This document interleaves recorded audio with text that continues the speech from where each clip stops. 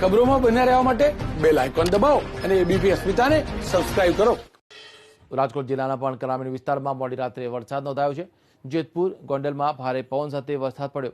ગોંડલ પંથકમાં મોડી રાત્રે 1 ઇંચ જેટલો વરસાદ ખાબક્યો, જેના કારણે અનેક વિસ્તારમાં વીજળી પણ ગુલ થવાની ફરિયાદો મળી છે। તો જેતપુર પંથકમાં મોડી રાત્રે પડેલા વરસાદના કારણે ખેડૂતોની ચિંતા વધી, કારણ કે તેમને પાકને નુકસાન જવાની ભીતિ સતાવી રહી છે।